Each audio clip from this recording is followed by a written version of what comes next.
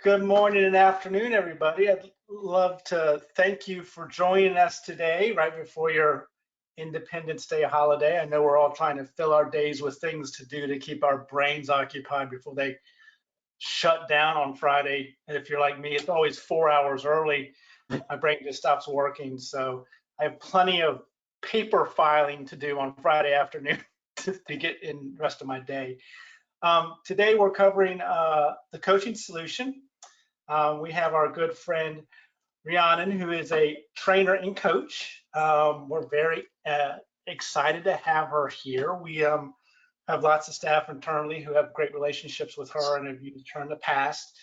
She works with you all, executives, teams, individuals from several different industries, but definitely nonprofits.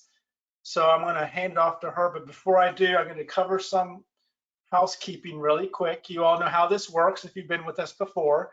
Rhiannon is going to be very interactive with you today. So she'll ask you questions. You should shoot answers to her input, give her input in the chat area. Definitely, if you have any questions or concerns, throw those in there in the questions area. We will get them taken care of for you. She will be sharing the materials after the event, not only the slide deck, but some other resources. So those will come to you via email later today. And if you're here for that SHRM credit or that HRCI credit, you know the drill. When we're done today, a survey will pop up. Complete that survey. I will get your needs and I will email those to you before the holiday, I promise. And if you don't have time to hang around after the event, you know you'll get it in the email later today. And join us again next month. We'll tell you about it in the email today. We're doing employee engagement on the 13th when everybody's back in the office. So we hope to see many of you then. And now I'll go ahead and hand it off to my friend Rhiannon. How are you doing today, ma'am? I'm well. Thank you so much, Mac, and welcome everybody. Thank you so much for having me today. I'm so excited to get to share some of this information and get to learn from all of you as well. As Mac said, I'm an organizational development consultant, coach, and trainer. I've been doing this for over 18 years, which is kind of amazing to be able to say sometimes. And I'm lucky because I get to do what I absolutely love. I get to work with teams and individuals and organizations to help them be more productive and have more satisfied employees and really high performing teams and help them in their transformational process when that's needed. So today we're here to talk about the power of a learning culture. And I'm going to focus in on a specific aspect called psychological safety. But to do that, I would like to get a chance to share with you some of the background as we move into the specifics. So here is where we're at, which is that, pardon me, in 2012, Google embarked on an initiative. They wanted to figure out why some teams stumbled and others soared, right? Why some did really well and others were really facing a challenge. They named this initiative Project Aristotle. They named that based off of the famous Aristotle quote that the whole is greater than the sum of its parts. And the goal was to answer this question, which was, what makes a team effective? Of course, they were specifically looking at Google, but this was looking at high-performing effective teams and what were the critical components to that. Studies have found that teams are more productive than individuals working by themselves. And that good teamwork really leads to productive innovation, to better results, and to higher job satisfaction. And so that's why we always spend so much time talking about high-performing teams, effective teams, what are the key components, what are the skill sets that are needed. And in their research, they found actually 5 dynamics of effective teams. The first was this concept of psychological safety, which is an individual's perception of taking personal risks, their own personal perception of, can I be vulnerable? Can I take those interpersonal risks in front of each other, in front of my team members, contribute from an authentic, not fear being seen as ignorant or incompetent or negative or disruptive, but I can really say what I need to say. There's a place that it really is about, there's no negative consequence for contribution, that there is a space for all voices and all perspectives to be at least considered. that there's no way that someone's going to embarrass or punish anyone for admitting a mistake, for asking a question, or offering a new idea. And so by having that and having those behavioral kind of agreements in that way, we really get into a place where people are free to speak up without judgment, and that all viewpoints are accepted. So you're in this high place of collaborating and problem solving together with all of what everybody can contribute to get the best out of the sum, or the whole. Sorry. So the second one that they came up with was dependability, that we need to trust in the dependability of our team members' adherence to those behavioral norms, that you're going to do what you say you're going to do, right? So if you say that you're going to deliver something, you will follow through, and it'll be a high quality of work on time. That we agree to the norms of how we're going to function together, how we're going to behave, and that they will follow through on both that as well as whatever they've committed to. The third was around structure and clarity. And this was really about the need for clarity and consistency around job expectations, around the processes that we use, and around short and long-term goals. This can be for the individual, it can be for the team. It's either, on a group level in that way. It really is both that feeds that. So the goals should be, of course, specific and challenging, but also attainable, so that we can be making that progress and feeling that that success. So, when we can, so if you look at the structure or the clarity around it, if our team has a good decision-making process, then everybody knows what that process is, and we all commit to that, and we follow through on using it, as an example. The fourth piece was around meaning. And that is a sense of finding a sense of purpose, either in the work itself or the output, is key to these high effective teams. So the meaning of work obviously can vary. It's personal, right? It can be supporting a family, financial security, helping the team succeed, or your own self-expression of what's important to you. But that having a sense of purpose really contributes to how you show up in your team, in your work, in attaining those goals, knowing that it's meaningful to me. So that was the fourth dynamic. The fifth one was impact. And this was around how you make a difference through your contributions to the purpose and the goals. That subjective judgment that I am making a difference by what I am doing. It really actually helps reveal the impact that you're having, right? So if you know that by following through on these goals and delivering this product makes a difference for a community, for your customers, your end users, whatever it is, then you can really feel that motivation and power of that impact.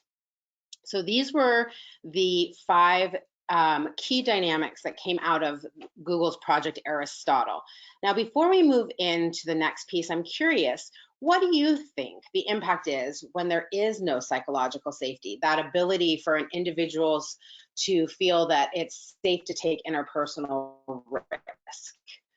Let me have you put something in the chat if you would. And I'm going to open it up right now so that I can see it here. So I'm going to give you a moment to put in, what do you think, again, what do you think the impact would be without that sense of psychological safety inside of an effective team? Do you think people,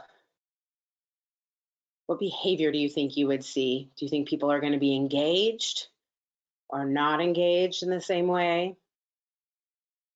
Connected or disconnected? What do you think some of the things will happen, how people will interact with each other?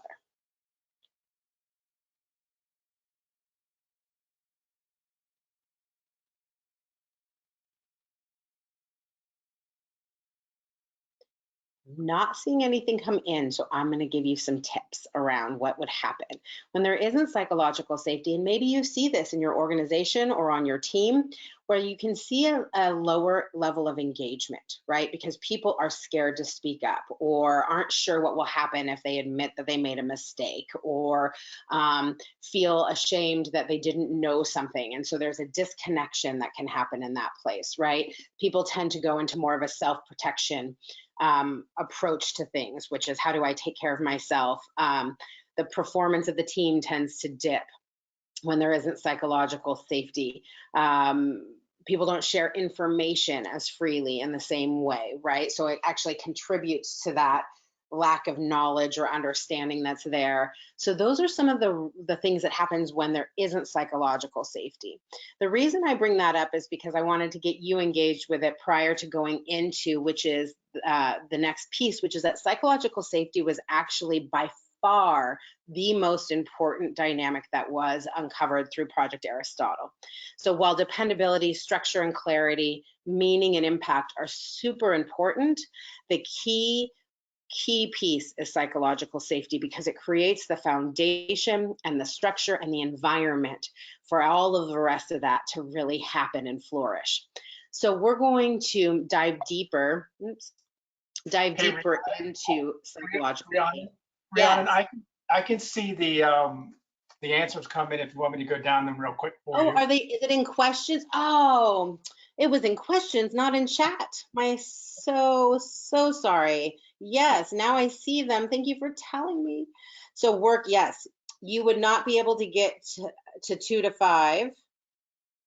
I wish you could speak more to that, Fallon. So the 2 to 5. Oh, get to the 2 to 5 in the list. Yes, exactly. You are exactly right. Without that, as I just said, you would not be able to.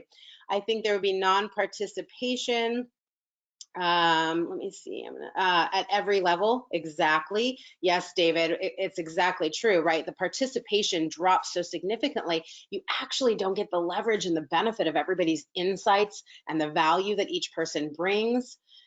Tim, exactly. People are disconnected and the social proof will override. Exactly. You know, it's interesting you say that, because what happens, right, is that storytelling happens. And so they're complaining about something. And then what happens in that social dynamic is people start recruiting people. Did you know that this person, didn't accept this person's point of view or this or that and whatever? And everything they start taking in reinforces that. And they kind of want to get people on their side, the right or wrong. And so that, does tend to override.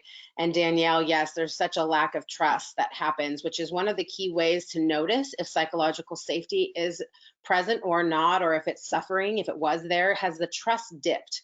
Is there an issue there? Yes, Julie, hi, it's good to see your name. The work is siloed, there's no sharing, right? So you're not actually getting, again, the benefit of that collaboration and cooperation and really being able to um, again, see outside of your limited perspective by letting everybody in. And then Veronica, you were saying they may hold off their opinions, feel like they aren't welcome and heard.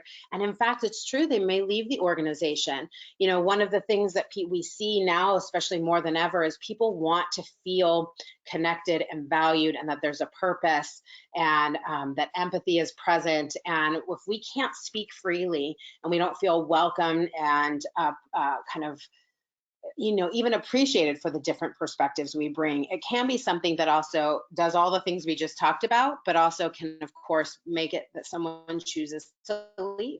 So these are great inputs. And thank you, Mac, for telling me it was in the question area. I had the chat open, so I will look in a different area now. So thank you. Those were exactly what I was looking for. So again, psychological safety, out of all of those 5 key dynamics of effective teams, they found that this was the most important. So as we dive deeper, I just want to share with you why. So it's, again, that shared belief and experience that the team is safe for taking risks. Now you think, oh, risks are just, well, let's make this decision. It's not just a risky decision. It's that interpersonal risk that people are facing. Now, what that does, it enables members to disclose information, to share, even if it's just personal information about themselves, to give more dynamic feedback to each other. Feedback is such an important piece of how we see each other as partners, how we come together, so that we can say, hey, remember we committed to doing it this way, and I noticed this was off. And instead of being defensive or thinking we're being attacked or judged, it's like, I know they've got my best intent. They've got their best intent and they've got my back. And so we're going to work on this, and that's why. And that's how we improve, right? And again, that power of a learning culture is to be in a place where we're constantly growing and learning and improving. And we need feedback loops to be able to do that. So psychological safety provides and enables the members to be able to do that. It lets you look at different perspectives. It lets you consider different facts and logics in the context of the situation to be able to really see what are the potentials that we can, of how we can approach this, of what we can do, and what is most appropriate. And even if one seems like the obvious, right, being able to examine it and see, should we take this risk and do that, and be able to consider that without it kind of imbalancing the team in that way. It also helps us reach better decisions, because if we're considering all of those perspectives and that facts and logic, we're going to get to better decisions. It doesn't mean that they're always going to succeed, but we made a really high quality decision. And it helps us really, again, be connected, right? To be able to have empathy, to feel like we know who our team members are and we are there together in this collaborative space. So these are, again, what psychological safety enables people to do. So important for effective teams to be working. So there are key focus areas. There's 4 key focus areas of how you develop and how you create psychological safety. One is inclusion safety. So in other words, how do you make others feel included? One is learner safety. How do you make others feel safe and motivated to learn? One is contributor safety. How do you make others feel safe enough to contribute and make a difference? And the 4th is challenger safety, which is how to make others feel safe enough to challenge the status quo and make things better. If we've always done something one way, sometimes it can be very challenging, very difficult to challenge that and to be able to say, what if we did it this way? What if we went about it a different approach? You know, same with contributors. How can I contribute in what I'm sharing? So these are the 4 areas that are where you can really keep monitoring to see, is something dipping? Is one of these the areas that creates challenge in my team, in my organization? For me, this is a great way to look at to be able to self-assess, because this will be a place where you know where you need to give some attention, where you need to nurture an area so that that psychological safety increases. So I want to take a quick poll, and I'm going to hopefully be able to do this really easy here. I'm going to pause this and we're going to go to another one. So I am not sure if any of you are familiar with menteecom, but what you're going to do is you're going to go to this www.mentee.com. You can do it on your phone, super easy, and you'll enter that code when you go on. And what you're going to answer there is, which type of psychological safety issue arises most frequently in your organization or in your team, depending on the role that you have in your organization. Think of whether it's my team, whether it's the organization as a whole, which type of psychological safety issue tends to arise most frequently. And again, you'll go to mentee.com, you'll enter in that code, and then you will see a choice for you to be able to answer that question. And I'm going to go there so that you're able to see it, but somehow it went away. So let me just, while you're answering, oh, I had it all set. So sorry. Let's see. So Mac, that left my little Google Chrome. There it is. Haha. All right. So what you are seeing there as people are answering, and there's 23 of us, so I'm going to give you all a chance, is it gives us the chance to see which area tends to be the one that reduces psychological safety.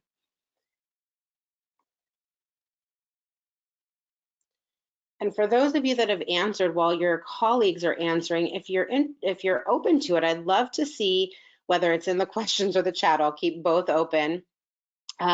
What is the major issue? Is there a word or a quick thing that pops up to you when you see this that made you choose contributor or made you choose inclusion in that way? Just curious, what is it that tends to have this area be of challenge?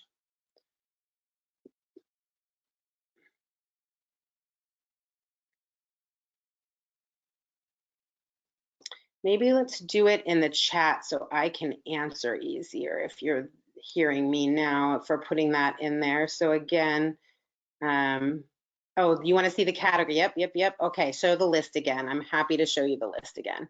I went in there and saw yes, you will have access to these slides after Jeff, and I will get that list right now.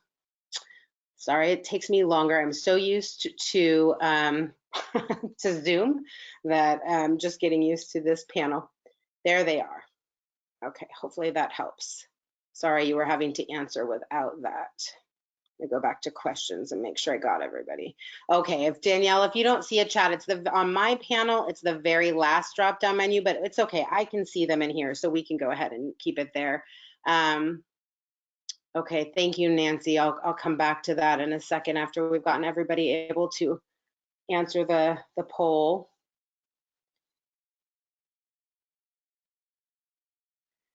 I'm gonna go. So there is the list. I'll give it one more minute, and then I'm going to go back to the poll to see how many have answered.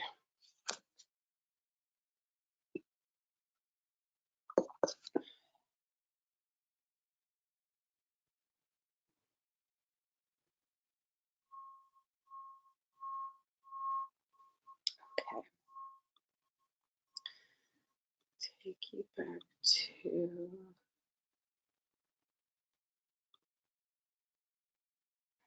Okay. So we've got about 10 here. I'm going to guess maybe other people are not ready to answer that. So let me ask you this then. So Nancy, one of the things that you shared is that it's brought up that there is favoritism. So I'm imagine that that comes around the inclusion aspect or contributor. Is there anything more that you can say? What is a way that you think you might be able to address that to be able to increase psychological safety for those that could experience that?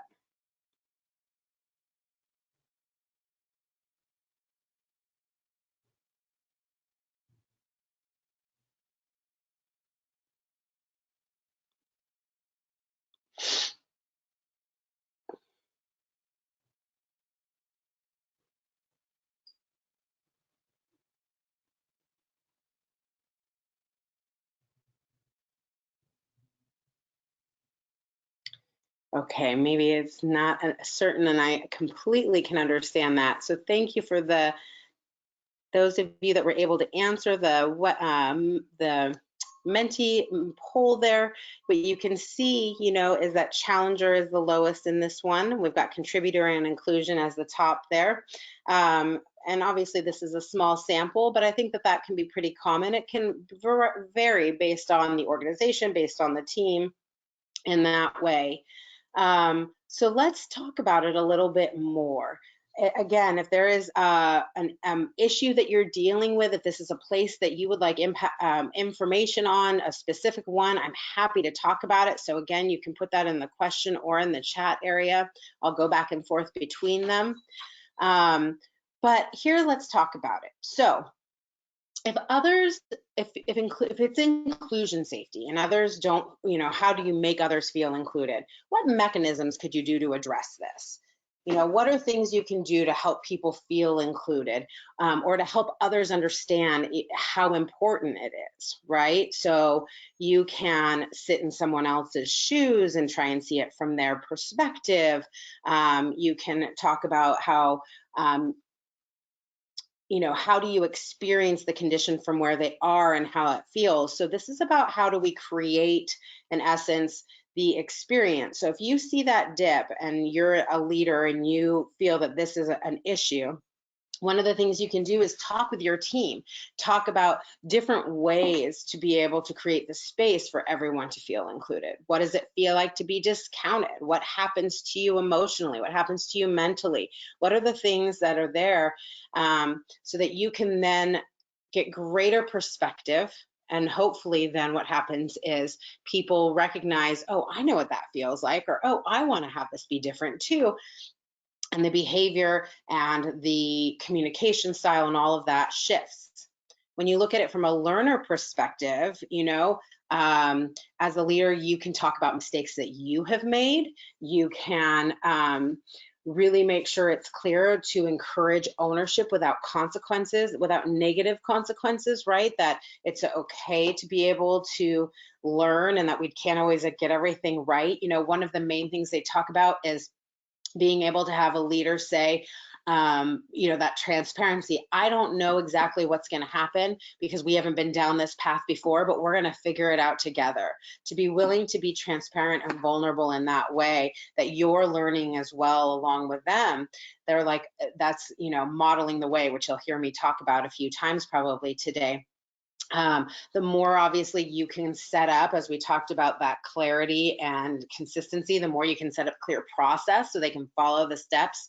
It's less risky in the sense of what are we going to do around these this learner safety and how we do take risks and how we assess.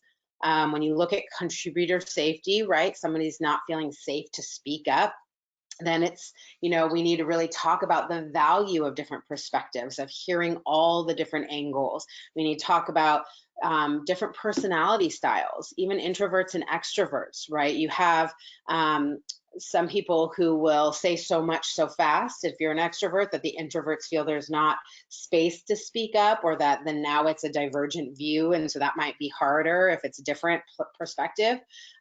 So really making sure it's clear and appreciated that everyone contributes. Even if you're the last person, we still want to hear from everybody, and you can set a process for that so it's just expected. You can find ways to shift the different processes that you use to allow each person to contribute in a different way as well. So these are some of the ways that if you see this dipping, you know, you might want to think about, how can I work with the team and be able to help them recognize the importance, the value, the impact, and what's happening because it's not there, all that type of stuff. On the challenger safety part, where it's like if you have that comfort with challenging someone or some idea or just something in general, you know, rewarding people that do speak up in that way. And it doesn't mean like giving them something, but really recognizing and expressing gratitude for bringing up a different perspective, to that it leads to more dynamic discussions. And so this is so important for us to be able to do that, to address any of the concerns around fears that might be there, whether it's retaliation, shame, judgment, whatever it may be, that's not how we function, right? And so these are ways that you might see that it's happening, and how can we bring it in and talk about what the guidelines are that keep us from going there. So these are for each specific one, and I didn't see anything coming in the chat or in the questions, so I'm going to assume maybe we don't have any experiences directly with that. Hopefully this will help you get clarity as you go forward and thinking about it from a place of, okay, let me watch and observe. You know, if this isn't a concept that you were familiar with before, so it's like it's difficult to think which one it is or what do you notice, take some time and observe the team, observe the patterns and the habits that exist, and be able to identify where you think that is. And we'll talk about some other ways to go about that as well in just a second here, but be able to really find ways to make sure that everyone, again, understands the value. So the reason I say that is because organizations expect leadership to address these issues. They expect leaders to take a stand and to have that it's just so critical for them to see that if their team is not functioning at an effective high level, and we can identify and pinpoint what the challenge is, that we have the courage to address it and we don't back away. That if we don't, it can diminish our credibility, right? And so people don't want to follow leaders who don't create psychological safety or who don't address the issues and the impact. So if people say, well, they know that this is going on, and, you know, this individual is let's say there's an individual on a team who's doing a lot of judgment and favoritism or anything like that. If a leader sees that but doesn't address it and doesn't find a way to reconcile that for the rest of the team, you do lose that credibility, and you don't actually then have the same strength to be able to build what needs to happen. So the more you can be attuned to that, the greater, at least, again, credibility and support and benefit of the doubt that you will receive from the rest of your team. So because they'll know that you're there trying to take an active role in that. So to address that low psychological safety, there's a couple of different ways we can do that.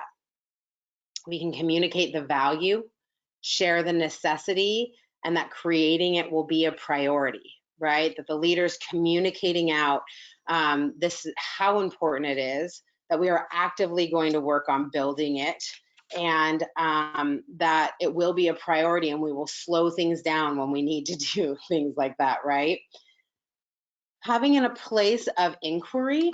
So if you're in a place where you feel like you can see this happening, where it's dipping in any way, if you address it directly, you can, but through inquiry, you can find out why. And you can do that in a lot of different ways. You can do it through being emotionally attuned to your team, right? Checking in with them, having one-on-ones. You could do team assessments. I have an assessment that I'm going to send to Mac, who will send that out to you guys for psychological safety assessment.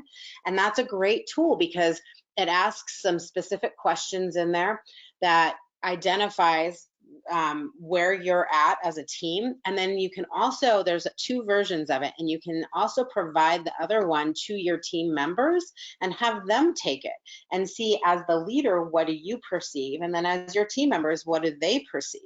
So this is a great tool as a way to get information, and it's a little more, you can have people put names or not. It's probably good to be able to, if there's enough trust and safety to, so that you can then address what their concerns are, but that will be coming to you. Soliciting input and opinions from the group. What is going well? What isn't? What are their needs? All of that is a great way to gather data to be able to then design things specifically to address what you're hearing coming from those team members. It's good to share information about personality and work style preferences, that we all approach things differently, and that could be part of the reason some of those things are going on. Encourage others to do that. So of course, again, you always want to be sharing and demonstrating and modeling the way of what you would like in behavior from them. So you can share what your personality is, your work style preference, and invite them to do that as well, and have a deeper understanding as a team so that you can know how those preferences play into the dynamics as well. And have, again, this, you can do a lot of this one-on-one and in one-offs, but there's a point where you're going to want to bring the larger group together and share and talk so that you're really being able to address this, again, because it's critical to make sure that we address it. Another way to do that is through self-reflection. So as a leader, how am I contributing? Right? How am I contributing to the psychological safety of this team? How can I adjust if necessary? I need to make sure that I'm modeling the way. Are there things that I can do that help bring the team along, that help inspire others to behave that way? So again, speaking up my truth, having that transparency and that vulnerability is a really great place to start. And then any other aspects of that, being willing to take risks, maybe do something outside of the box that you haven't done before in that way, is another one. Double check the chat there. No questions have come in. Okay. Another way to address low psychological safety is team reflection. So how are we each contributing? Part of the way you can do this is just things that, looking at examples that have surfaced, looking at projects, taking a time where it's, you can do like an after action review. The end of a project comes, how did we do? Where could we have done better? What did we learn? What mistakes? but that it's not from a place, again, of judgment, but that it's a place of, how do we learn from this? How do we be a culture that wants to step back and go, okay, where did we go, and succeed really well, and what was challenging? And if it might be, oh, well, we didn't take into consideration these different perspectives. Oh, well, we need to make sure that we allow those voices more room next time, right? Whatever different piece it may be, if it has to do with, inclusion, we didn't include all the right people. And let's make sure that we actually better assess who should be involved. Maybe one person wasn't there that had vital information or was one of those key stakeholders that would have been important to be there. So that's a way you can do that as a team and all be involved and engaged in that, so that you're working together to create the environment and the behavior that you want. You can also look at, if you don't have ground rules or operating principles or something along those lines about how we behave that help guide us as a team on how we're going to treat each other, how we're going to interact, how we're going to communicate, that's something that you can look at and say, oh, maybe we need something like that to lean into, especially as we're trying to really create consistent psychological safety, so that we know that this is at least that foundational guidelines for us. You can also look to see as a team if one of the other areas of those 5 key dynamics that Google's Project Aristotle mentioned, whether they might need more attention. Maybe there needs to be some nurturing to dependability, that we follow through on what we say we're going to do, so that the trust increases, that we have greater clarity or greater structure around our expectations or our processes, and that will help us flourish and be able to really contribute more and to challenge more. Or maybe I'm not feeling the purpose or the difference that I'm making, and I need to revisit that, or we need to, as a team, to be able to really, again, those all influence psychological safety. So that could be another way as a team to step back and see, how are we doing on all these other areas that are important to effective teams. And then the last one is really around team building. If you identify that, somebody is struggling, we can always offer coaching, or you can do team coaching, but you can do individual coaching for each person. You can offer training on the topic or on complementary topics like building a high trust workplace, communication, feedback, all of these critical pieces that really help bring together everything.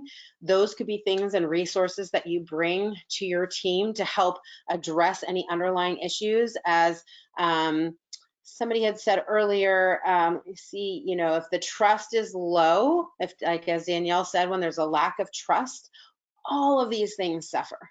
And so really, if you identify that the trust is low, you immediately want to take action around that. And there's activities you can do, there's education, there's training, but it's, every interaction builds or decreases trust. And so you really need to slow down and look at that and nurture that part of what's going on in the team to organically even get these things to increase and to be more high functioning in that way.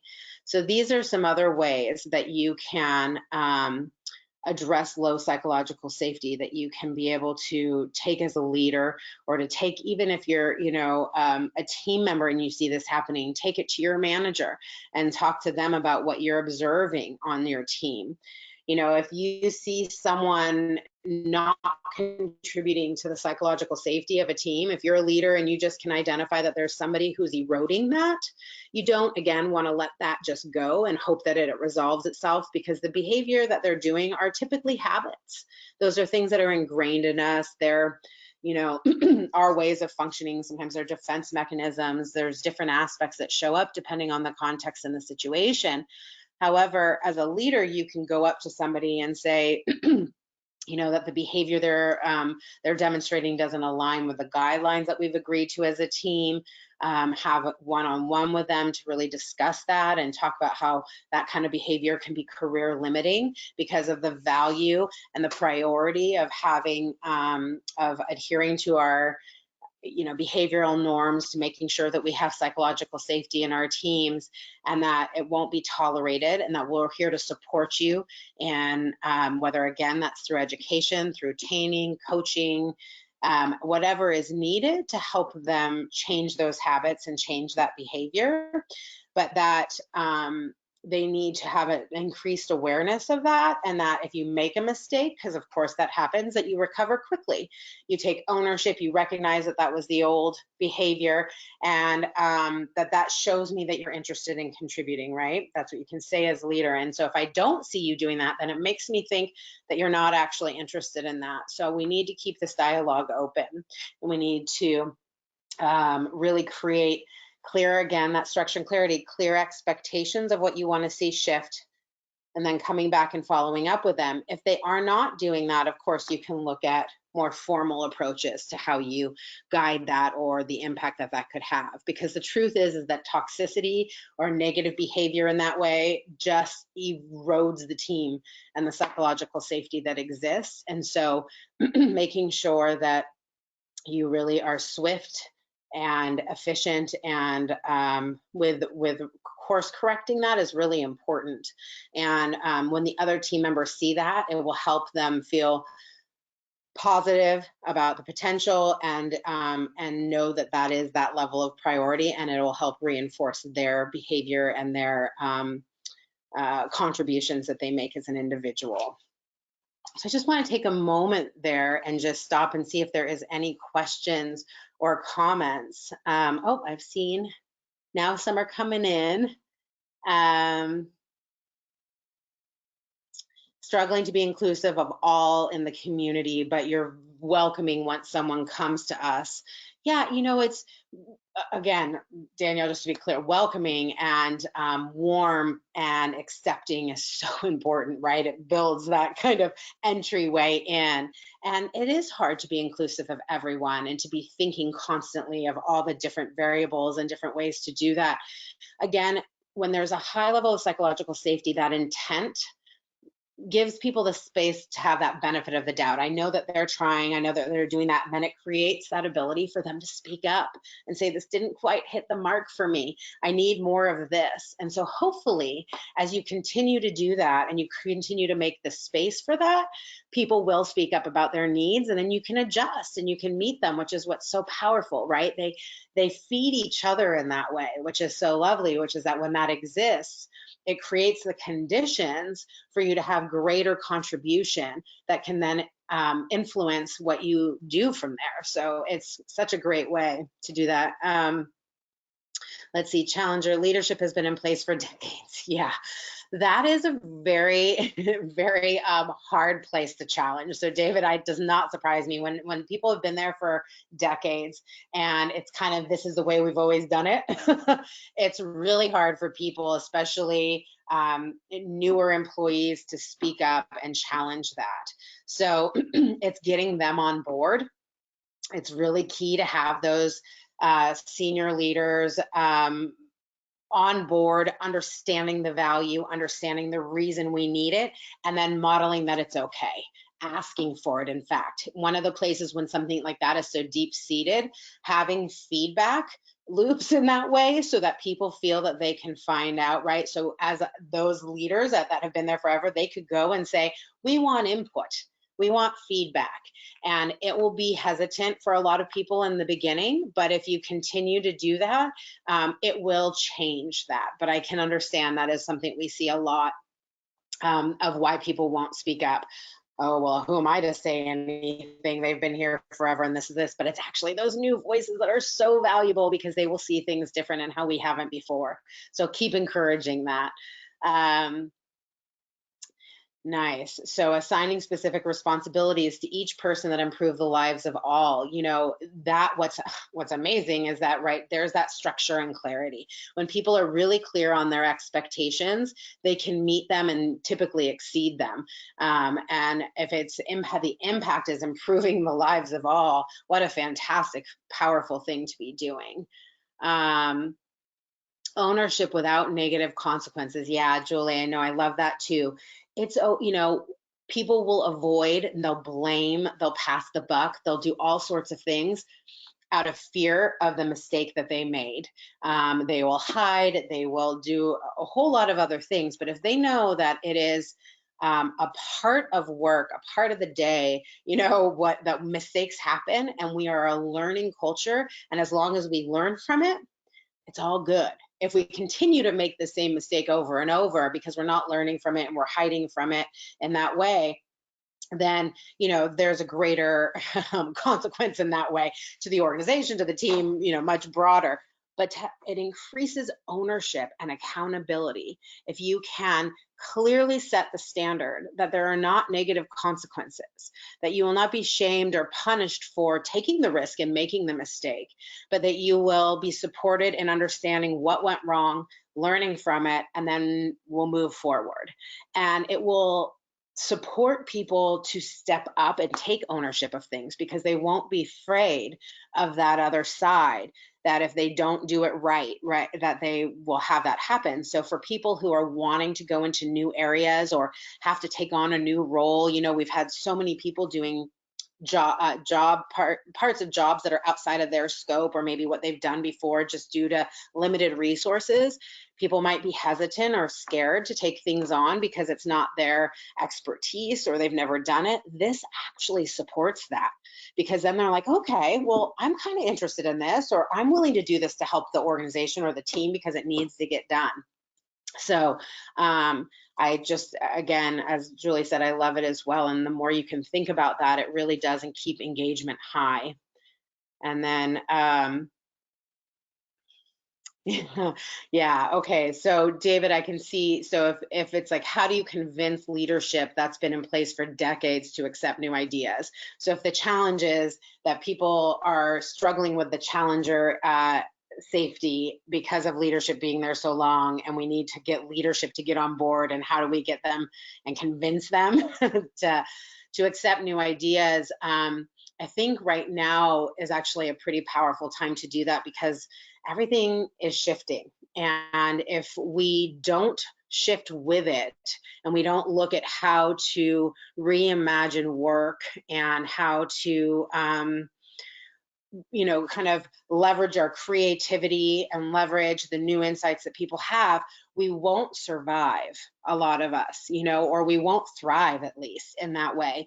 And so I think coming at it from an angle of communicating the value, maybe even sharing this content with them, sharing with them the key concept that the teams, effective teams that work together, create a greater output, have greater productivity, have greater innovation.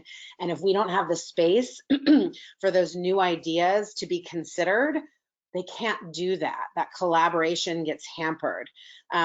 This is something, if it's of interest to you, I can also help on the outside of this webinar to be able to continue that conversation, because I know some are very, wedded in their process and their approach.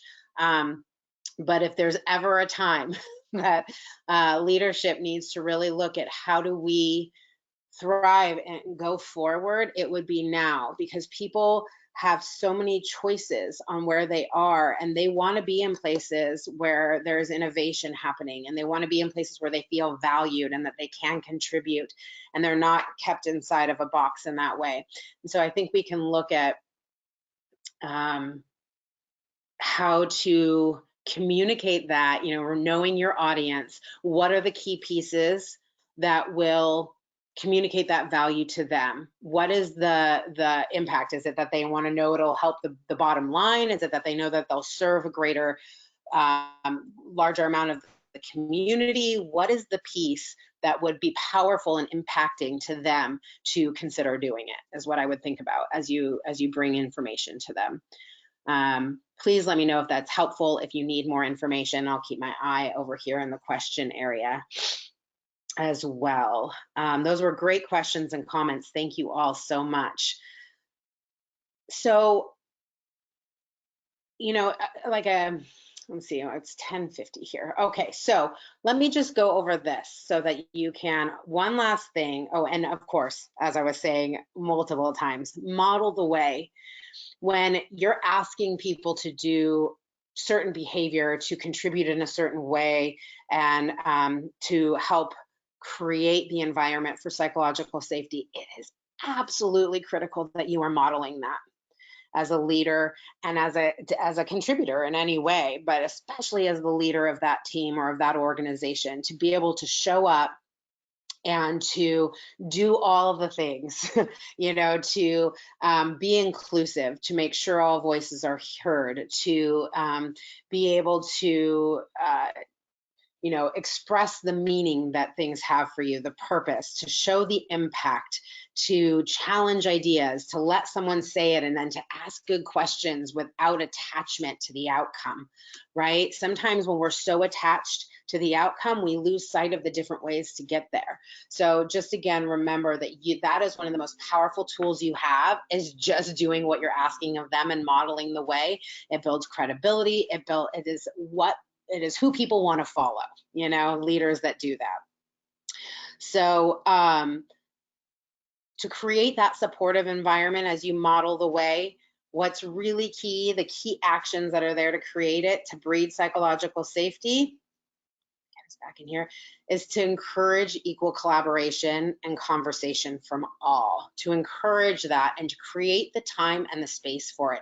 Often we have meetings where we're asking that, like I have to sit here and be willing to be quiet and let time go by, which feels long in a webinar, to let those questions surface for you and to let those comments surface. And that can be really hard, just as much as it is in an organization or in a team meeting, to be able to sit down and have enough space, especially when you think of both introverts and extroverts, to be able to do that. One way that you can really also address those specific needs, is if you're going to have a meeting that really is looking for new ideas, looking for contribution, send out the questions the day before.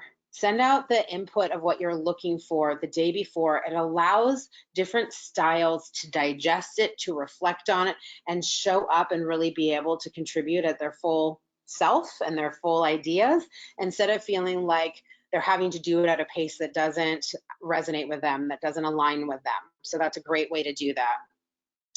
To recognize and accept the differences among us, that we don't have to ignore, we don't want to ignore them. We want to actually recognize them, and we want to accept them and support them, that it's okay to be different, and it's okay to have those different styles, those different perspectives, and that we will accept those and encourage the expression of them as long as they're supportive to the team.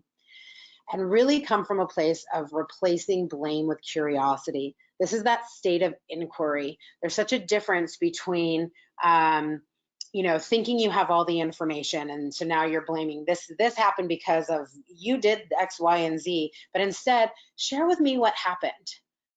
Come from a place of inquiry and curiosity to better understand what happened, and the learning is exponential in that, because you're really able to see the different thought processes or the steps or all these different things that contributed to that. So that's a great way to, again, model the way, to be curious about your own, but to really ask those questions, to not come thinking you have all the information or that you know everything, but ask a lot of questions, that kind of coaching model in that way. If somebody answers something, one of my favorite statements back is, tell me more, right? That is so powerful. 3 little words, but it is so powerful when someone tells you something, to say, how interesting, tell me more, because you get a whole bunch more information and understanding by doing that. So that's a key little tip I love. And then stimulate new ideas. Again, create powerful questions to reflect on. Ask for that information. Say, we're going to have a fun, free-flowing brainstorming issue, meeting, to be able to come up with as many new ideas as we can. We're not going to judge them. We're not going to analyze them. We're not going to assess them. We're not going to do anything. We're just going to throw them up, and then we're going to do that process at another time. It just depends what you're looking at doing. So that's like if we have a big decision to make, but even new ideas, and just, we have to redo the office. What are some ideas? And create the space, maybe make a game out of it or have it be fun, but a way to really let people know you want the input. You're not just doing that as lip service, but you want to take their ideas and consider them and take action if possible. Seek and provide timely feedback. So again, people are like, oh, feedback, it comes. There's such a difference when leaders seek it. When you say to somebody, I've been really working on my presentation skills. I've noticed that I go fast and I tend to skip some details, and I'm really working on that. After I give this next presentation, I would love to have some feedback. Are you open to doing that? Maybe tell me what you think I did really well, the areas that I could have for improvement, two key pieces, that I missed, or anything like that, where you're seeking it, where you're willing to be vulnerable, you're talking about what your personal goal is, and that you're open to that feedback and you're taking in those new ideas. So that's just so powerful as a way to demonstrate that it's okay in that way to do that. The same with providing feedback, and it's key again to have it be timely. So often when something happens and we need to give feedback, whether it's constructive or in a recognition place, timeliness is so important. We don't want to wait and do it at another time. We want to do it in the moment when the impact is great and it resolves it, because otherwise you come back and remember that meeting 2 weeks ago when you said this, and well, it really made me feel this way. The quicker we can do things and resolve them and come from a place again of positive intent, we resolve the issues and we move forward. And so it's just something to really think about. I know that's one of the areas I can struggle with, is that timeliness. And so I really try to pay attention to that, because it's easier to address things.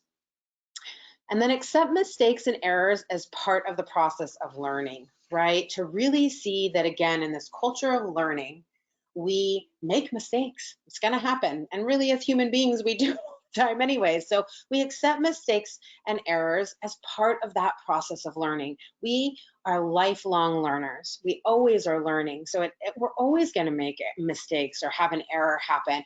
It's just part of that process. And if we can create the acceptance, build in some cushion for knowing that that's going to happen when it does, and learn from it and move on, is the best way to create a supportive environment for that psychological safety to be high.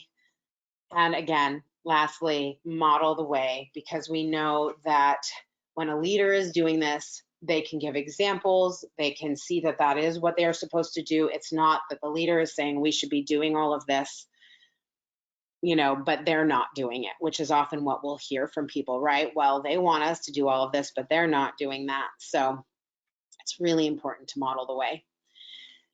So we have a few minutes left. Are there any questions or any comments, anything that I can address for you before we go? I've got the question area opened. I would love to hear any last pieces. While you're thinking of that, I want to thank you for your time. It's funny not to be able to see any of your faces, but I just want to thank you for being here and for being open to learning and hearing about this. And know that I am here as a resource. Mac has all of my information. If you have further questions, you have any interest in bringing training to your team or your organization, you can always reach out, and I'm happy to help however I can. I will also send all of the materials to Mac to be able to send out to all of you. Again, you will have that assessment I told you, and I also have a document that is about how to increase it and specific action steps you can take that I thought would be a useful little tool for your toolkit. So those will be coming to you. And I'm just going to leave the next 2 minutes to wait to see if any questions pop up, and I will answer them as best I can, and then I will let you guys go.